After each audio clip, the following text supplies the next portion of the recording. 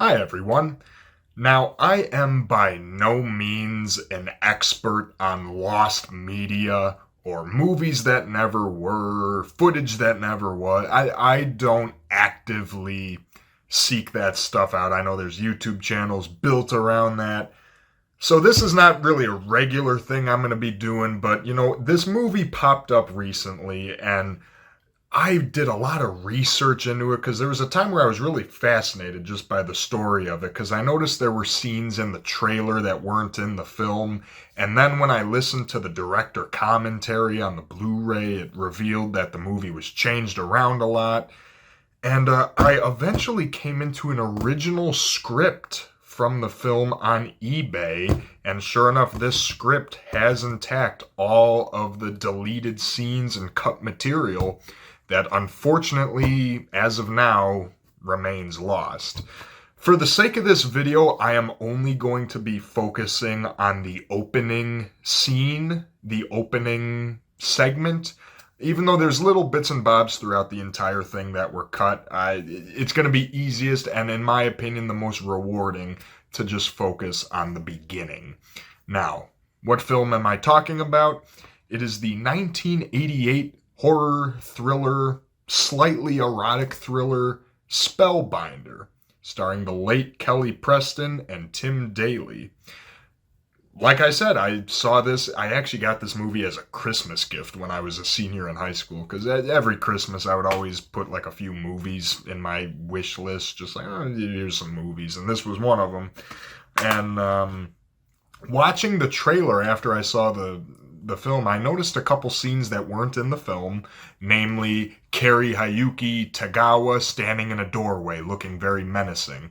There was a shot of some people walking through a graveyard, some stuff of Tim Daly twirling a basketball on his finger, jogging with his dog. I'm like, that's weird, a lot of stuff that's not in the film. Then when you listen to the commentary by the director Janet Greek on this, she goes in, the studio made them cut a lot of the horror stuff to try to build more of the romance subplot with Tim Daly, Kelly Preston, which I think is a bad mistake because reading the opening few pages of this screenplay, it sounds like the opening was really cool, real moody, Halloween-y. They even cut the opening credits. Because when you watch Spellbinder, it just starts. It says Spellbinder on the screen, and then it just jumps right into the story at this basketball game. Originally, you look on the CD soundtrack, there's a track for the opening credits. The opening credits were even cut from the film. So what I'm going to do is I am just going to read along the first few pages of the script. That way, any fans of the film, you could have a new bird's eye view into a part of the film you never knew existed before. This is an original screenplay of the film from eBay under the original working title Witching Hour, written by Tracy Torme. And looking at it, my script belonged to Joe Kenworthy. Upon doing some research, was apparently the sound mixer of the film. So I'm sorry, I'm not trying to make this a clickbait video, so if you thought I had actually found or had the footage of these opening scenes, I greatly apologize, but hopefully I just did a good enough job explaining myself and explaining this film. And if you have a problem with that, allow me to just reach up into my ass, pull the footage out, and show you. So, alright, without further ado, let's read the long-lost opening scenes of Spellbinder.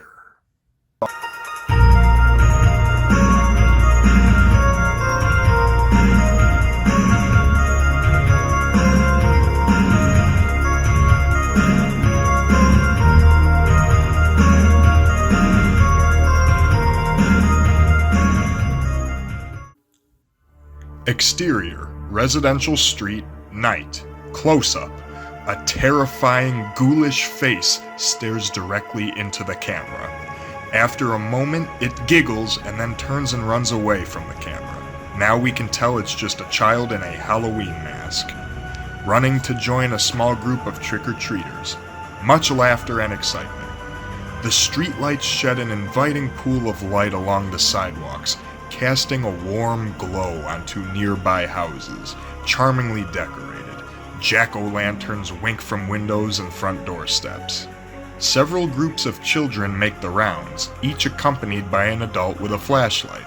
The children's costumes are sensibly taped with reflector stripes, but here in Ozzie and Harriet country it hardly seems necessary. We follow the progress of one group as they go up to a familiar door and ring the bell. The door is opened by a lady in an elaborate witch's costume, big pointed hat and all. Kids, trick or treat. Witch, good evening, children. My, what beautiful costumes. One of the children retreats to the accompanying adults. The others are silent, afraid. What is it, Sarah? I'm afraid of that witch. Sarah, I'm surprised at you. She tips up her eye mask. I'm Miss Perkins, Molly's mother. Now come get your candy. All the children giggle with relief. Sarah smiles. They crowd around as the witch drops candy in each bag. I knew who it was. Ad-libs of "oh yeah, sure" and laughter turn to "thank you" as the children leave. Night, Emily. Great costume. Thanks, Helen. Have a good time. The group continues noisily to the end of the street past two houses without lights. Impulsively, the children run across the street to cut through a field to the next street. Porch lights welcome them. Come on! Wait a minute, let's walk around. Though they're only 10 or 12 steps off the sidewalk, the light is poor, shadows deep. They scramble up a small hill. One of them stumbles and falls in the tall grass. As he gropes around for his hat and sits back up, he feels something. He picks it up, holding it to the light so he could get a better look. As he looks, he begins to scream. In his hand is a human skull. Exterior, cemetery, caretaker's office, night. A feeble light glows from the window of the tiny caretaker's office, huddled in a eucalyptus grove near the cemetery's entrance. The camera holds a moment before it moves slowly sideways and closer until it reveals a man standing inside the office. Interior, caretaker's office, night. Close on George, silver-haired, mid-50s, who stands back to the door, nervously smoking a cigarette.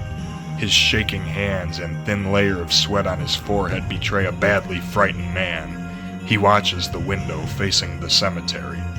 When he turns to risk a quick look at his clock, a shadow brushes past the window. By the time George turns back, swearing under his breath, it's gone. Exterior, caretaker's office, night. We're much closer to the office now and moving slowly around towards the front door. Interior, caretaker's office, night. As George grinds out his cigarette in the overflowing ashtray, he hears a sharp rap on the door. It startles him. Cautiously, he peers through the peephole. George's POV, fisheye lens. 3 men are standing outside the door. The man in the front has a striking appearance, tall and broad shoulders, with ageless oriental features. His expression is grim, his appearance somewhat menacing. It is too dark to tell for sure, but the 2 men in the background seem to be dressed entirely in black. Interior, office, night. After a moment's hesitation, George slides the bolt and opens the door. The man in front flashes identification. Mr. Stanley? I'm Lieutenant Lee. You want to show me what you found? Exterior, graveyard, night. John Lee follows George through the graveyard. They are flanked by 2 uniformed cops, Fry and Levine. It's very dark, and the men carry flashlights. Have you ever had any problems before? Oh, we've had a couple little things. What kind of things? As you know, toilet paper in the trees, kids drinking beer, but never anything like this. What did they look like? I didn't hang around long enough to find out. They've reached an iron gate at the end of the path. It's swinging gently in the breeze, clanging as metal hits metal. Lee notes the shattered lock as the policemen follow George inside the gate. George has led them to a remote corner of the cemetery. Officer Levine is the first to see it, and the smile quickly disappears from his face. Sweet Jesus. In the front of them stretch 13 desecrated graves.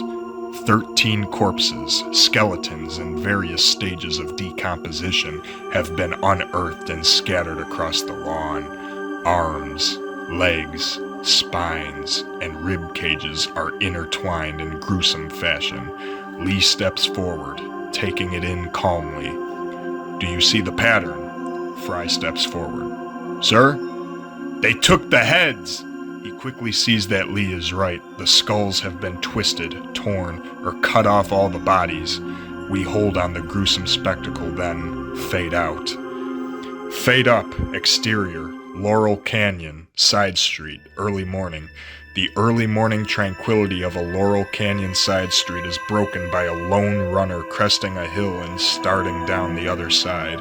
His puppy frolics along beside him as he struggles to maintain his pace, then pushes himself into sprint. Then, breathing ragged, sweat pouring into his hands, Jeff Mills gratefully finishes his morning jog. Include the house across the street featuring a for sale with a sold sign over it. Established lady getting the paper here.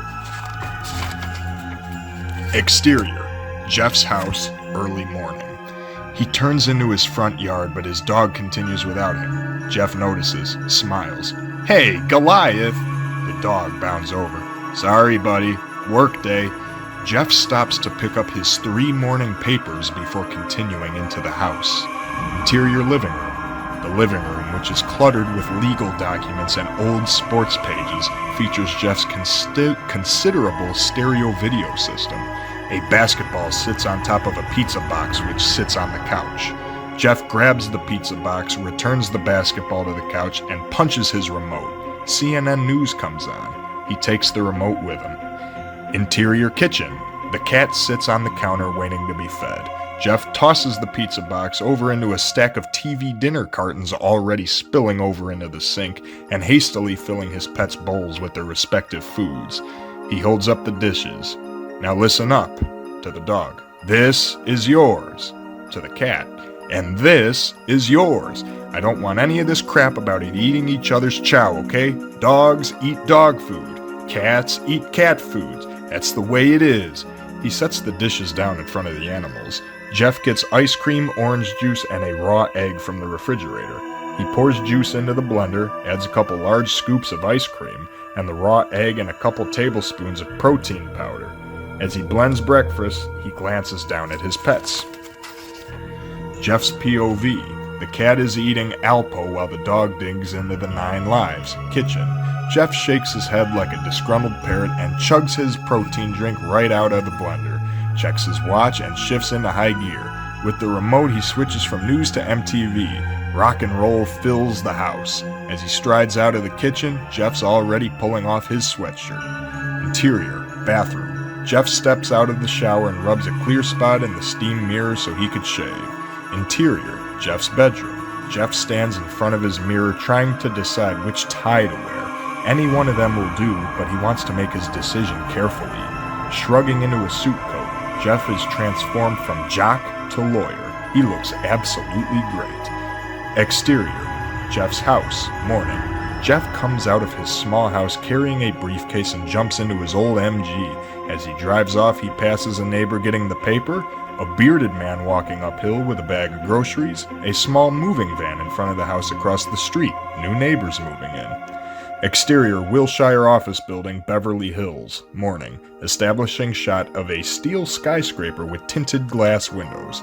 This is the home of Kennerly Ferraro Law Firm. Pan down to see Jeff's car pull into the building's underground parking garage. Mills parks in his usual spot and walks towards the elevator. He's joined by Alice Phillips, a colleague at Kennerly Ferraro. She's about 6 months pregnant. "Good morning. Alice, we missed you in the staff meeting yesterday. Everything okay?" He nods towards her stomach. Alice laughs. "Fine, I was in court all day. The Willis case, I won. Congratulations, counselor." They reach the elevators. One other person is already waiting. "Thanks. By the way, I took your advice. It worked." The doors open and they crowd in. "You would have thought of it yourself eventually." "Yeah, but maybe not in time for the trial. Which reminds me, how are you doing on..." The elevator door closes. Interior, Kennerly, Ferrero Loft offices, day. Although it's still relatively early, this large Beverly Hills law firm hustles with activity. Jeff and Alice get off the elevator along with several others. Alice stops at the receptionist desks while Jeff continues into the central office complex. Grace, his secretary, is already hard at work, typing up a storm. She's a real pro.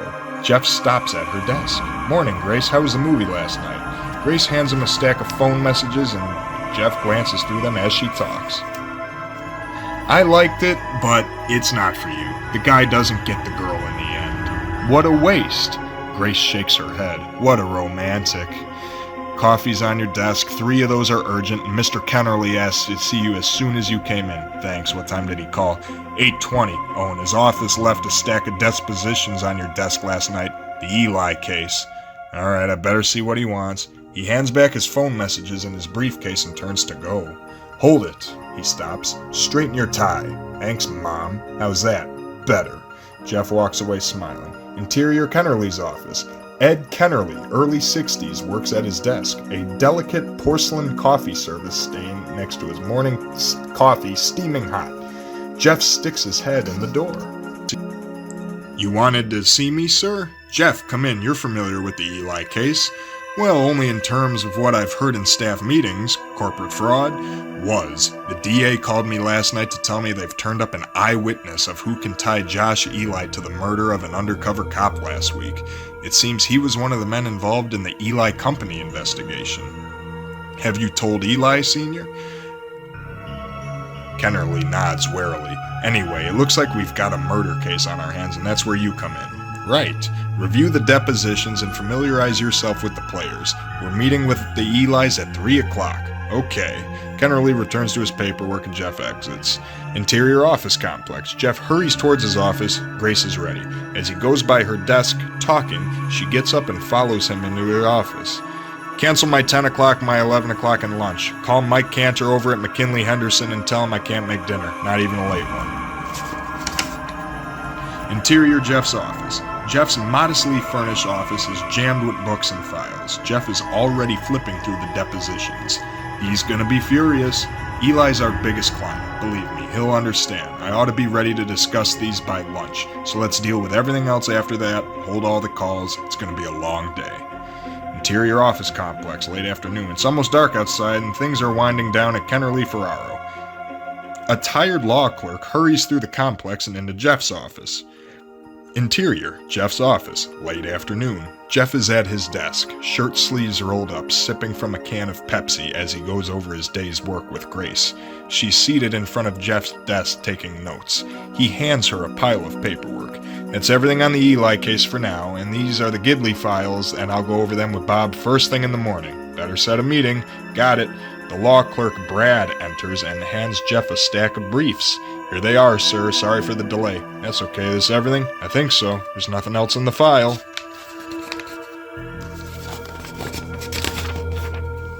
"Right. Thanks." Brad exits. Now that continuance for the Mansfield case. Grace rolls her eyes in protest. Jeff smiles charmingly. "Come on, Grace. A pro like you, this is nothing." Derek, voiceover. "Oh yes, it is." Jeff and Grace look up. Suddenly a basketball flies through the air and Jeff just manages to catch it before it smashes the window behind him. Tim, voiceover. "Good hands." 3 of Jeff's colleagues are standing in the doorway. Derek Clayton, charismatic, mischievous, and extremely handsome. Tim Weatherly, a tall, imposing black man who is fiercely competitive and just as loyal. And Herbie Green, who looks like Woody Allen minus the specs. He's often irascible, but is easily the best lawyer in this group. They are all roughly Jeff's age and they are his closest friends. Grace sighs with release. "Am I glad to see you guys?" She starts to get up. Jeff's friends enter the room. "Hold it right there." "I still have a lot of work to do." 6:30, that's a very bad sign. Felony offense if you ask me. No career is worth this. Guys, don't say anything. Get your butt off that chair and put on your Air Jordans. It's hoop time. Jeff shakes his head, trying to suppress a smile. "It's you and me. Losers buy drinks. You and me against those two? That's right, Ace, and we're gonna kick your ass." Jeff is clearly tempted. And if you play, I'll introduce you to the girl I met in the elevator this morning. Oh yeah, black hair, blue eyes, brilliant mind. Just the way you like 'em. Jeff smiles, snatching the basketball and spinning it on his index finger. You guys know how to push all the right buttons. And then that is where the actual film finally begins. Now, I know that seems like a lot, and a lot of that law office stuff and seeing Tim Daly get ready in the morning kind of feels like filler, but all of that opening with the witch in the Halloween costume at the door, the subtle ways of setting up Tim Daly's way of life and the people around the law office, everything I just read ties into something later down the line, and it would have been a perfect setup and payoff. But alas, the studio made them cut not all of, but a lot of the horror elements to try to focus on the romance, and then they didn't splice that correctly. And this footage all existed at one point, as can be seen in the trailer, but sadly, unless this video sparks an outcry, I don't know if we will ever see the missing witching hour original director's cut of Spellbinder. But I personally think that's great world building. The opening scene in the cemetery especially would have been a great way. If you look on IMDb, characters like Brad and George, who are credited in the film, don't appear. Well, now you read why. George was apparently played by the damn guy from Vegas Vacation. So just a little bit of lost history. I realize it's probably almost a 20-minute video of me just reading stuff. I know I fumbled over my words a bunch of time. I did not rehearse this. I'm just going off the cuff. But if you're a fan of Spellbinder, if you like the movie, I hope this at least gave you a little, Easter egg. And, if this is the best way we can experience the opening scenes of the movie just by text, then at least I was able to provide them to you. Thank you for watching.